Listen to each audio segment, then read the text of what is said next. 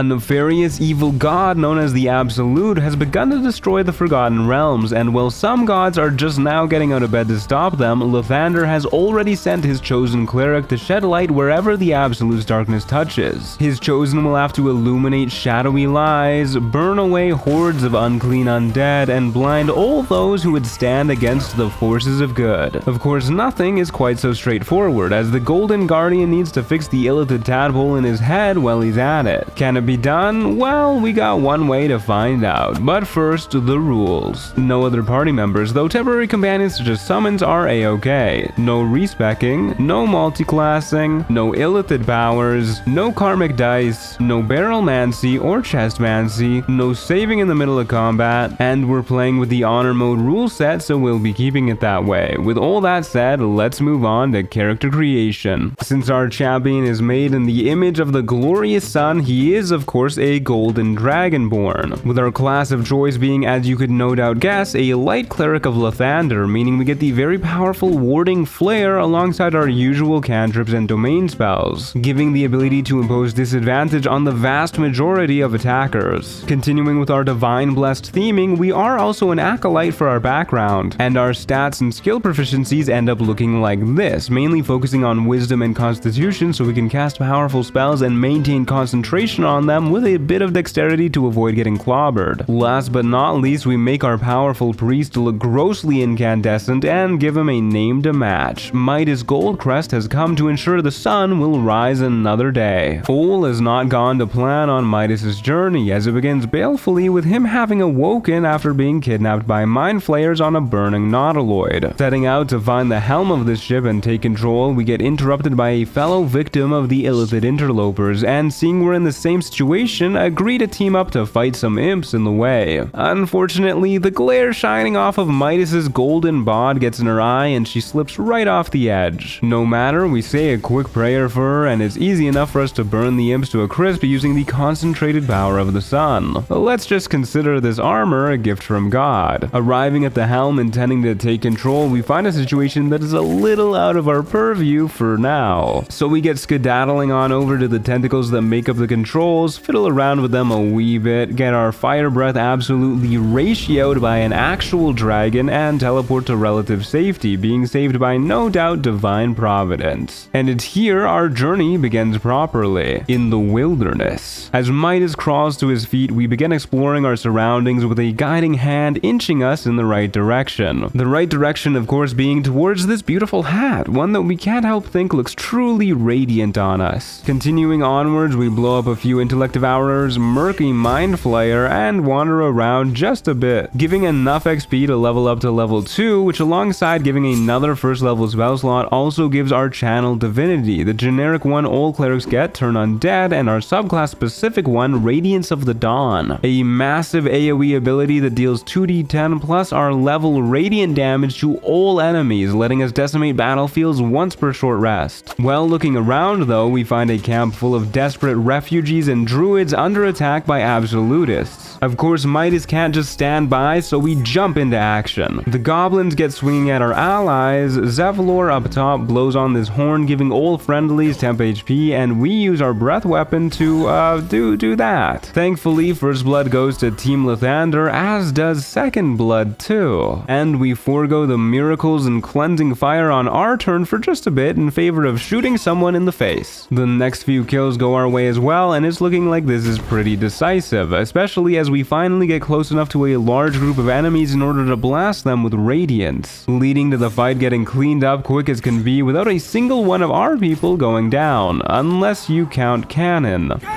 Heading inside, we find tensions are a little high between the druids and tieflings, maybe more than a little. But either way, we convince folks to stick around to help their clan, successfully get a crash course on every instrument known to dragonborn kind, meet a new friend by the name of Volo, who we sense is godblessed too in some way, save a child from a druid named Kaga that's giving some rancid vibes, and last but not least, learn about the archdruid Halsin, who's gone off to investigate the nearby goblin camp. That, however, is a later problem. For now, we head towards the goblin camp only to get jumped by Raphael, a powerful devil that tries to convince us to make a deal with him. But when we make it clear we'd rather blast him with the sun, he sends us back on our way. Thankfully, he's not the only company we find along the road, as we also meet Scratch, who sadly had his owner pass away at the hands of some foul creature. Currently, he's grieving, but we give the loyal hound our scent so he can find us at camp later on. And right next to him, we find more absolutists occupying a village, meaning we're on the right track, but we'll feel better once we purge them. Starting off, we show him the power of a dragon, and with the help of a strength elixir, shove one off the roof. Being as far away as we are from most of our foes, they spend their turns dashing towards us and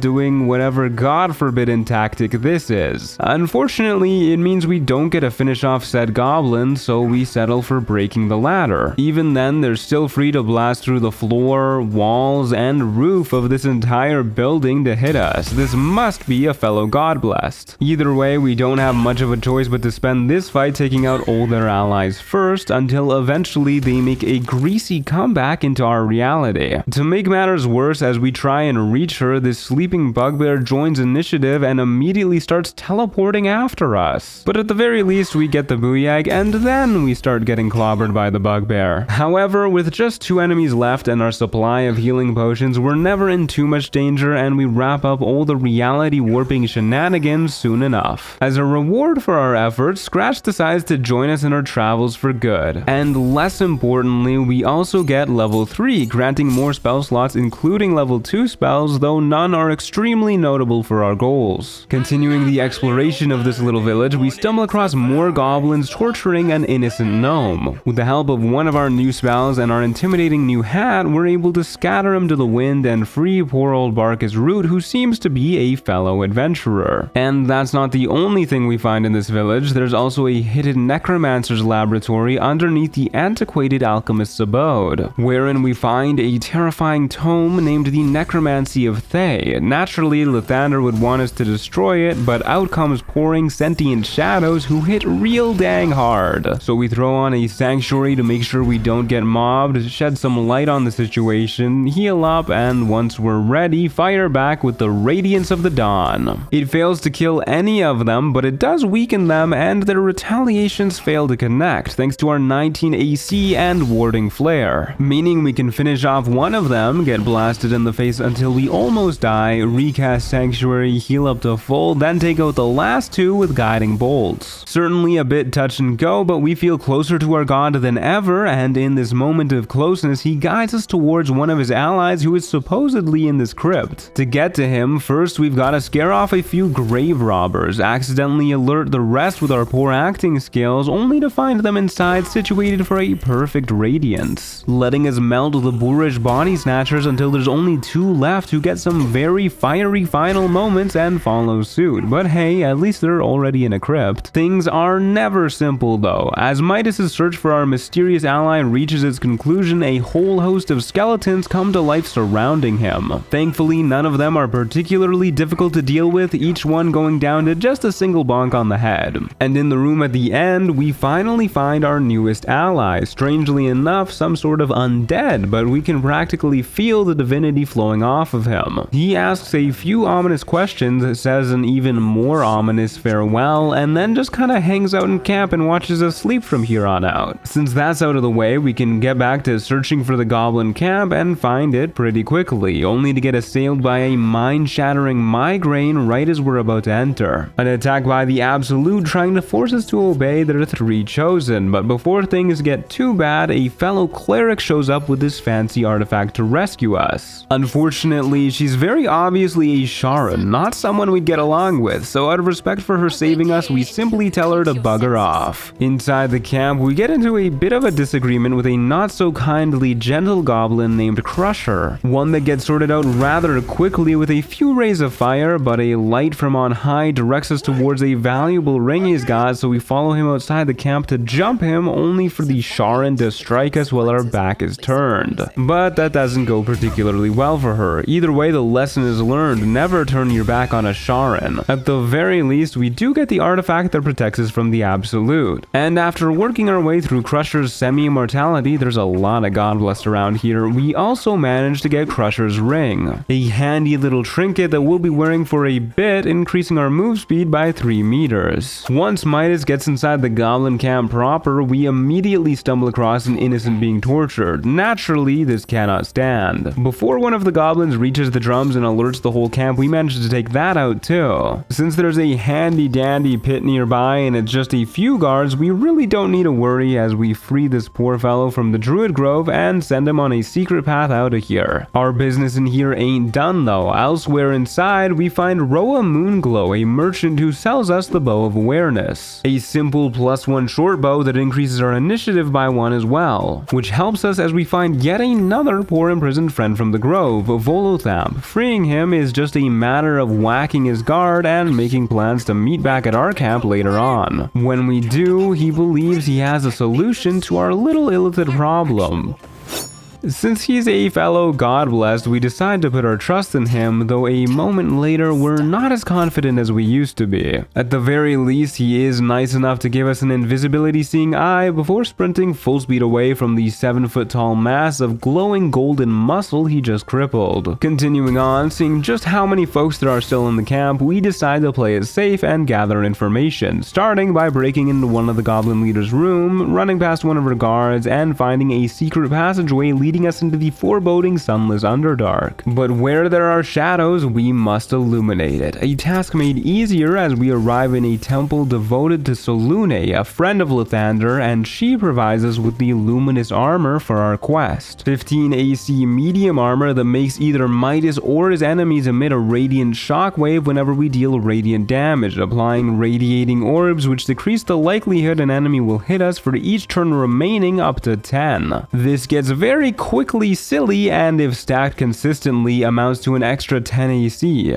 Without the sun's eyes on us, we do need to step a bit more carefully as we blast a Minotaur, find a super neat sword that occasionally glows, and thankfully find a safe haven in the form of a Myconid colony. As soon as we enter, we find a deep gnome in deep danger with Dwergar poison coursing through her veins, something we're easily able to fix as a cleric. Unfortunately, the rest of her clan have been kidnapped by the same Dwergar slavers that poisoned her, something we intend to correct, and she gives us a pair of spiffy kicks that she stole from them in order to help. Before we can head over there though, we find a scholar and mention our parasite problem to him, only for him to summon over a friendly mind flayer to take a look at us. Omeluum does a quick once over and lets us know he can help remove it, but he does need ingredients for a specific potion first. So we do a quick hop on over to the local arcane tower, break inside the back door, disable the security measures, grab all the plant bits that we came here for, read up on our classic literature, accidentally befriend a killer lightning powered robot, and reach level 4, granting another cantrip for which we take Toll the Dead as a way to do a bit more damage, and our first feat, a simple ability improvement, bumping our wisdom up to 19. Then we head back to Omeluum, who makes the concoction for us to drink, which sadly only makes our tadpole stronger as we try and crush it. It would have been nice if it had worked out, but at least the merry mind flayer is apologetic enough to sell us his boots of Stormy Clamour, making it so that whenever we apply a condition to an enemy such as radiating orbs, we also apply 2 turns of reverberation, reducing enemies' saving throws and with enough even having a chance to knock them prone. Worth mentioning, damn near everything counts as a condition, even for some reason stuff like casting Sanctuary on ourselves. After grabbing these nice boots, we head to the beach where the Dwergar were last spotted and spot them ourselves. As it turns out, their boss is looking for the same boots we were just given, so we take the opportunity to sail to where they're stationed to deliver them. Don't worry, we'll be back for these Dwergar later. But first, when we arrive on the other side, we meet the ever-charming Elder Brithfar, who informs us the absolutist in charge here is trapped in a cave-in with all their gold. Gold that he wants. So we agree to help the slimy slaver for now by killing the scrying eye in preparation for freeing Nier. However, we do get a little bit distracted while looking for explosives by finding a neat little shield mold, and then Midas runs into a whole bunch of devils just dying to be put down. Starting off, we use Radiance of the Dawn to weaken all of them, then move far enough away that most have got a dash to get over to us, with the only attack made being redirected by our flare. Back to us and we blast them with burning hands, only to keep kiting thanks to Crusher's Ring. Rinse and repeat the kiting for a little little while until we accidentally get some Dwergar involved too, a good thing since we don't mind using them as meat shields. Plus, it frees us up to not have to worry about kiting, so we can focus on cleansing them from this plane. Curious about what we can do with this mold, we get searching around, finding some animated suits of armor who very quickly get introduced to the wonders of gravity and lava, and find some mithril ore right behind them, no doubt something we can use with our mold. Good thing there's a handy dandy massive adamantine forge right here for us to craft it with. All we gotta do is pop in the resources, lower the platform down to the lava, and hit the valve from a safe distance to get things started. Midas is extra glad he's not anywhere near that lava when a massive adamantine golem pops out of it too, who very kindly stops right on top of the platform that the hammer is set to fall on. Upon dropping it on him though, murderous magma methods come pouring out of the woodwork, some of whom come up to us to make our day miserable. Since Midas is juiced up on a strength elixir and has innate fire resistance, it's pretty easy to alley-oop them down to our metallic mate who finishes them off for us. Then it's a matter of simply throwing this handy dandy returning pike down on him for a small eon while he angrily pounds his fists together till the old rust bucket is dealt with. For our efforts, we get the Adamantine Shield, a shield that grants crit immunity, lets us shield bash melee opponents, and when folks misses with a melee attack, they get sent reeling, which of course triggers our boots while working with our radiating orbs to make it even harder for them to land a blow. Now that we've got even better defensive capabilities and bombs, we bust open Nir's cave-in, and finally out comes the man of the hour, immediately killing a slave minding their own business and making us even more happy to signal Brithvar to get this show on the road. Starting off, we use Radiance to injure a few of them, followed by skedaddling back in the hopes the slavers murk each other, something that more or less comes to pass as slaver slaughters slaver, Elder Brithvar gets mind controlled and whacks a buddy, then gets mind controlled again, followed by more allies joining us back on our turn. Thanks to our shield, we now have the pleasure of seeing folks fall to reverb upon missing us, then free Brithvar with a scorching ray, and finally summon a sacred weapon to put in some work. As the fight rages on, unfortunately, first kill goes to the opposing side, but Team Far, that's the opposite of Nir, gets revenge a moment later. Try as the enemies might, however, they simply can't keep up with the combined strength of Midas and the crew, as our allies begin to destroy our foes with the occasional help from our hero. Before too long, the last of Nir's goons go down, and we're free to show this damnable drow just how vulnerable to sunlight he really is, taking him down in just a few rounds. Once he's out of the way, we convince Brithvar to leave the slaves behind lest we get in a tussle ourselves, and he mentions a place called Moonrise Towers in the Shadow-Cursed Lands, where supposedly the Absolute is located, but we'll need to get stronger before we head there. Speaking of, shortly after, we also managed to reach level 5, granting Destroy Undead to upgrade our Turn Undead channel divinity to basically just a worse version of Radiance of the Dawn, and more importantly, granting 3rd level spell slots with spells like Fireball from our domain spells and Spirit Guardians.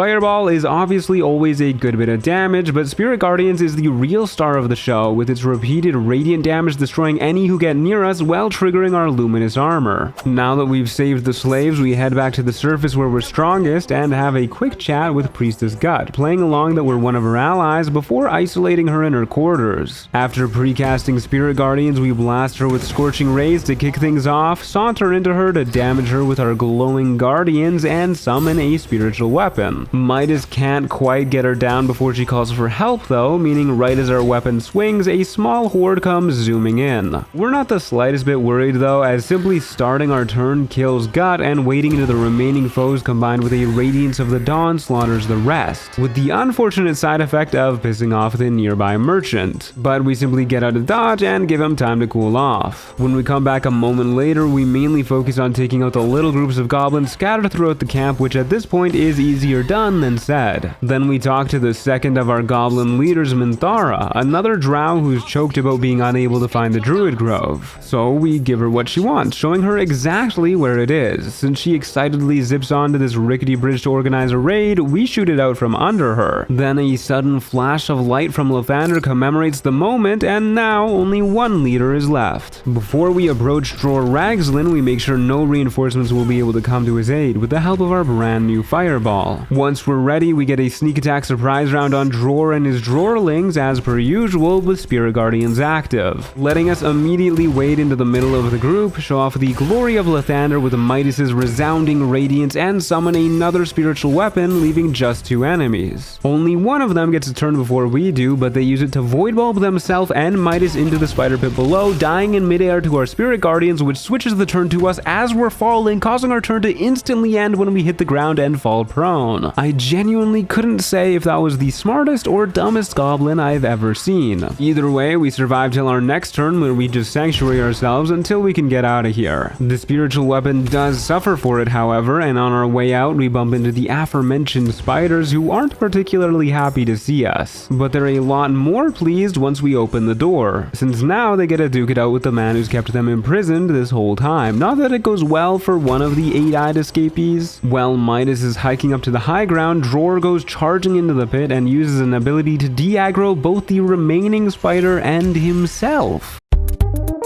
I guess he realized the error of his ways. And when we kill the last of his goons, combat just kind of ends, and he's okay with it. So we have a quick chat with him, and it starts a cutscene of him trying to speak with a dead Illithid, complete with his dead goblin goons and Midas back upstairs. Truly, the Absolute has blessed this warrior with reality-shaking powers. He's even a little bit shocked as we attack him yet again. Thankfully, it's way easier the second time around since there's no gravity or goons to worry about. We just spam spells on him until he's low health, while he does not enough damage to worry us, and then we get him with our flame breath. After a brief celebration with the tieflings who are now free to leave the grove, Halsin the Archdruid shows up to tell us more about Moonrise Towers and join Withers in our camp for the foreseeable future. And though we've got a lot to do before we head there, the first thing on our list is investigating the mountain pass as Lathander's light guides us towards some unknown power there. Along the way, we meet Lady Esther, who informs us Gith invaders have taken over and corrupted an abandoned monastery of our Morninglord. As little as we like that, we also don't like the fact that she's trying to get us to kidnap their unborn children for an experiment. Since our master is the Lord of Birth and Renewal, we make sure she doesn't have the chance to kidnap any more children. Something hold person and inflict wounds together makes incredibly easy. From her, we get the Periapt of Wound Closure, an amulet that'll be sticking with us for a long time to come, which maximizes any and all healing we receive. Continuing on our way to the monastery, we grab this important looking key from a bird, and upon arriving, find the Gith are just as curious about the Absolute and its shenanigans as we are, corralling Absolute cultists deeper into their territory. The key we picked up a moment ago lets us get in through the back door, and an invis potion hides us from the guards. Once we're actually inside, we feel right at home in Lathander's territory, and they seem to think we belong too. But we can feel Lathander pulling us upstairs to investigate something there first, and sure enough, we find a room with ornate pedestals. Divine knowledge lets us know on each of these goes a specific type of weapon, a battle axe, warhammer, and mace respectively, causing a hidden alcove to open with a holy Dawnmaster's crest inside. That's not the only holy object we find up here. We also grab the Holy Lance Helm from a chest, our brand new forever helmet, because this makes it so when enemies miss an attack on us, something that happens frequently because of radiating orbs, they take 1d4 radiant damage on a failed dex save, triggering even more radiating orbs as a sort of feedback loop. Not to mention, failed dex saves happen more often due to reverberation. But that's not the real reason our Morninglord has guided us to his monastery. To get to that, first we need to get access to the innermost sanctum, and that means ignoring our untrustworthy dream visitor and showing the Gith our mysterious artifact, thereby gaining entry to where their leader is stationed. And while we do want both information from him and to clear him out from the temple, that's a later problem, since right now we loot one of the fancy barrels in here to grab the Gloves of Belligerent Skies, making any thunder, lightning, or radiant damage also apply 2 turns of reverb, further working with all our gear. Then we sneak over to the corner of the room where our buddy in the sky reveals a hidden passageway after turning each of these statues to the right spot, followed by navigating our way past a few trivial traps to finally reach the blood of Lathander. This is why we were led to the crest earlier, to disable any countermeasures so Midas can grab a physical piece of his deity to join us in our journeys. Our brand new +3 mace sheds holy light that blinds nearby fiends and undead, lets us cast a single use sunbeam once per long rest, and gives us more or less a second life in the form of Lathander's blessing. Now at last, we're ready to purge this land of evil for good. Starting off, we head towards the swamp south of the blighted village we were in earlier, since wicked vibes are emanating off of the place. Sure enough, 2 steps in and we find Auntie Ethel being confronted about stealing the sister of these 2 young men. And when we try to shed some light on the situation, she disappears in an ominous puff of smoke. The young men go running after her ahead of us, much to our chagrin, only for them to be dead on the ground by the time we catch up. Now we've definitely got to illuminate these mysteries. Once we make it to her cabin, we find the missing girl in question, but before we can get her to safety, Ethel teleports her somewhere far away from the sun so we can't sense her, revealing her true form to be a horrendous hag. To make matters even worse, as a showdown with her kicks off, she makes it overcast, while also summoning her red-cap minions to ambush our powerful priest. At the very least, they're all clumped up, so we make a couple miniature suns with a speed potion to kill all but 2. They're left dashing towards us as we take cover, but while Midas's back is turned, the cowardly hag zips away from him, leaving us to clean up the 2 remaining floundering fae with a few more spells. Heading into the basement, we find those aren't the only bodyguards the hag has, with some poor souls being corrupted to serve her wicked ends. There's little we can do for them now but send their souls to our boy in the sky, and try to not enjoy it too much as they miss attacks against us only to immediately fall prone, or as they just shove each other around to desperately try and avoid our spirit guardians, not that they actually manage. With the only remaining obstacle between Mayrina and Midas being a cage, we down an invis potion in order to free her. Right as the invisibility seeing eye we got reveals a hidden Ethel lying in wait, so naturally we blast her with the concentrated power of the sun to kick things off. She doesn't care much for that and splits off into a bunch of clones, all just as capable as she is. So to make sure they're just as incapable as she is, we run into this room and shut the door, since for some reason she can't actually open it. Then it's as easy as popping our head out and shooting her once each turn before shutting the door until she starts begging for her life, insisting that she has ways to come back from the dead, and offering a way to become even more powerful if we let her keep Mayrina. Now Midas is no fool, so we certainly won't give her the girl, but we see no reason to not take the power as well, increasing our wisdom to a whopping 20. Turns out Ethel was offering to bring Mayrina's husband back from the dead in exchange for their unborn child. A tragedy no doubt just waiting to happen, and while we can't offer her the peace the young mother deserves, a cleric of Lathander can always promise that a new dawn will come. Unless, of course, you're a filthy slaver that hasn't quite gotten the memo that they're not welcome anywhere near Midas Goldcrest, especially if they're filthy slavers that desecrate the dead while they're at it. We're pretty dry on our AoE spell slots unfortunately, but we do use bombs to narrow out the horde, only to kite the survivors all the way back to the Myconid colony where only Omeluum and Blurg get involved. If you can call Omeluum teleporting away to God knows where, turning Blurg hostile in the process, getting involved.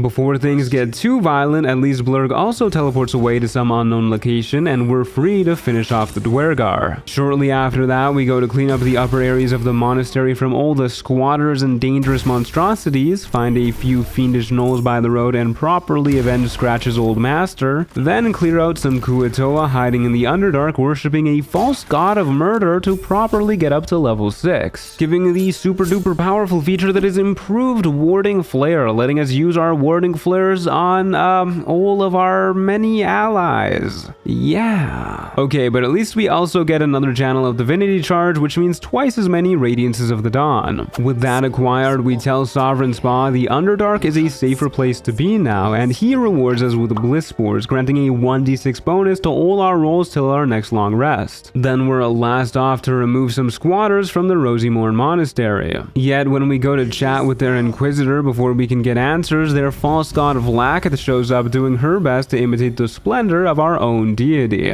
She demands we go inside the astral prism we've been carrying around and kill the dream visitor that's been trying to distract us this whole time. Midas ain't too happy about following a false god, but we need to have a talk with this visitor anyways, so in we go. At last we're able to meet this figure face to face, and they are not pleased about it one bit, but that just makes us feel even more confident. Unfortunately, all we really learn is that she has some sort of secret power that Vlakith wants for herself that prevents us from becoming becoming a Mind Flayer, which is about what we knew beforehand, but hey, at least they gave us a bless that lasts till our next rest to help with the ensuing fight. To add to our prep, we also summon a rather talkative Quasset to join us using a scroll, down a Bloodlust Elixir, precast Spirit Guardians, and down a Speed Potion before heading out, immediately sending the invisible Quasset to get a surprise round on one of their Ardents, who we walk into right after, then fire a Sunbeam across the room, killing both Ardents, and triggering what Wargaz's legendary action, but with all of our Radiating Orbs, they can't really hit. So we're free to fire off not one but two whole Radiance of the Dawns, then switch to a Psychic Resistance Elixir just to be safe. The friendly Quasset gets annihilated instantly, and we roll a crit fail on our concentration, taking a couple nasty hits from the Archer, forcing Midas to heal up with a potion, continue to ignore the Mind Claws, which only make it harder for themselves to hit with each swing, and recast our Guardians, killing the Archer and almost getting the Swordsman, before running behind this door and shutting it, leading to the Inquisitor running up to said door, taking damage, and instantly deciding he wants to hide in the corner. If only his poor lackey had the foresight to do the same.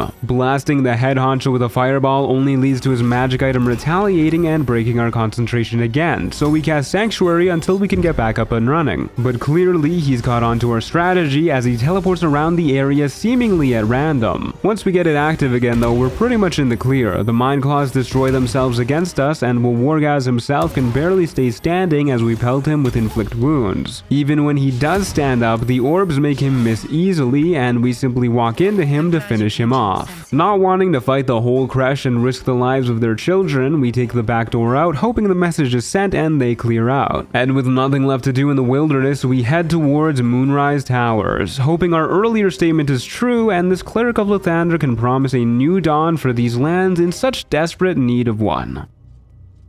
Thanks very much for watching, folks. This is probably one of my favorite builds in any of these runs, and it only gets sillier going forward, especially in Act 2, so stay tuned. And as always, a special thanks to our Storyteller tier members, Okankan, Mark Rainbow, Lumina, Chance Hine, Beldfed Joe, El Guardia, Ramon Standalone, Witch Amy, May, and Shmentai Neko.